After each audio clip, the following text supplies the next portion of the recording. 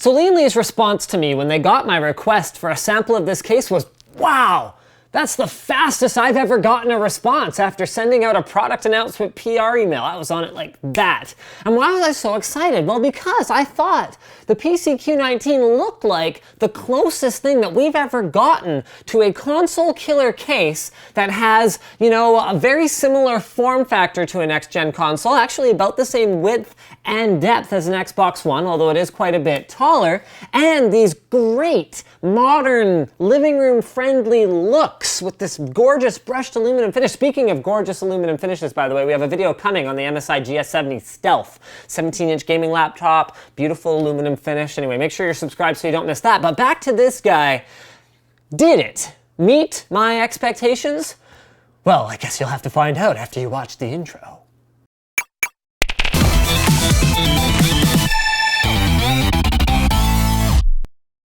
The Cooler Master Neptune 240M features an exclusive pump design and their new Silencio fans to provide impressive near-silent performance. Click now to learn more.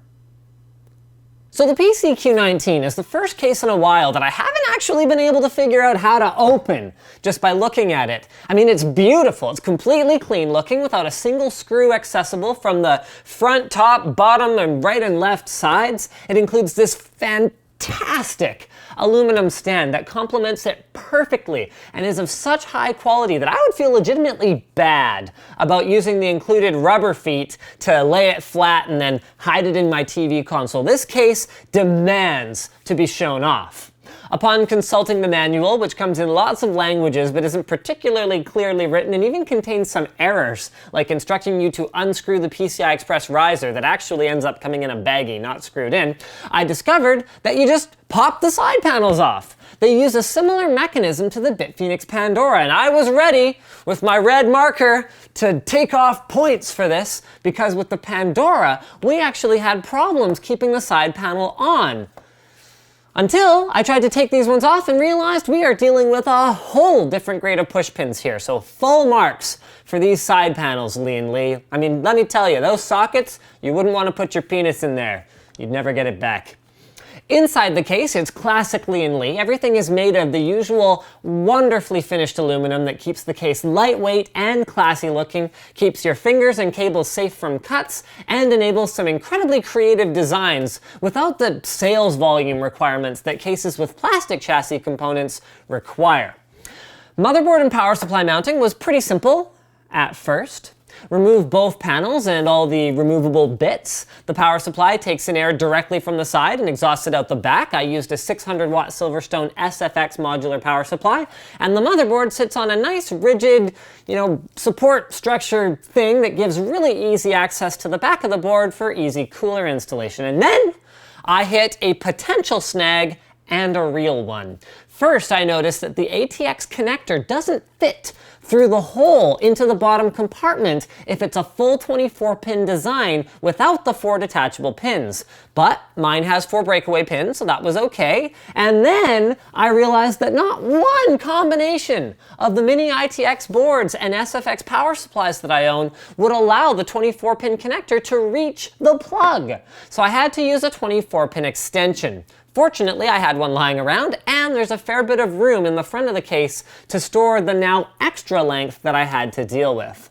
I actually had the opposite problem as well with the front USB 3 header, so the cable wasn't long enough to route around my CPU cooler, and it had to sit over top. But that was a minor issue, and everything else here was fine. Drive mounting is solid with anti-vibrational mounts in the 3 2.5-inch locations and 1 3.5-inch location, and cable management was mostly easy, with the only potential snafu being the spacing of the 2 stacked 2.5-inch drives. You may need an adapter if your power supply has left or right angle SATA connectors. Also of note, while you guys are watching the B-roll, is that one of the drives is in the correct location but not actually screwed in. Don't mind that. It does screw in there if you're not lazy. I just threw that in after I was done building. Now, I was very pleased to see these sick magnetic fan filters over the motherboard and power supply areas. Power supply.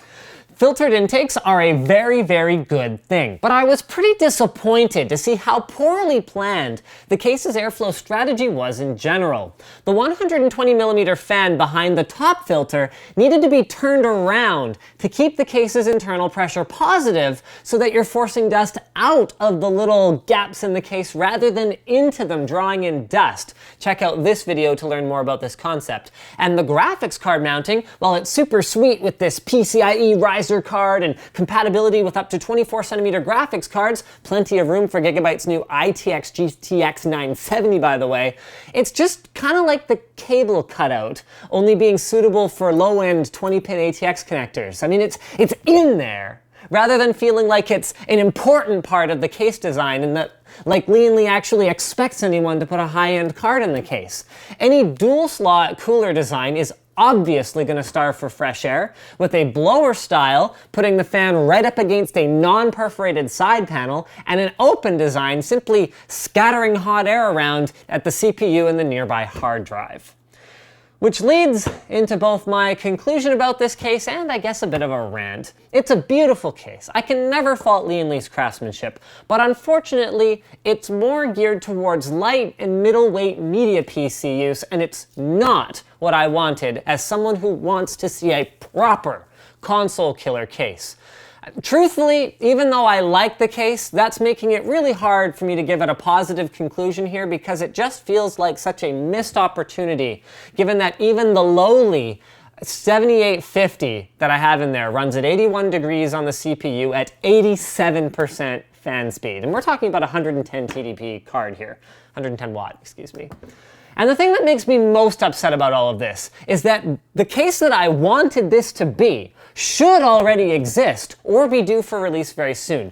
10 months ago, I met with Nathan from Cooler Master, and I'm calling you out, buddy, and gave him my idea for how we could take actually a very similar design to this one, obviously before this came out, so it was innovative at the time, but with the motherboard on top, no 3.5-inch drive mounting point, so you'll rely on SSDs or 2.5-inch hard drives. The graphics card on a flexible PCIe extension on the bottom, so the intake would be on the same side as the CPU intake, and an external brick-style power supply setup, maybe with dual bricks or something like that. I've seen this done before now as well.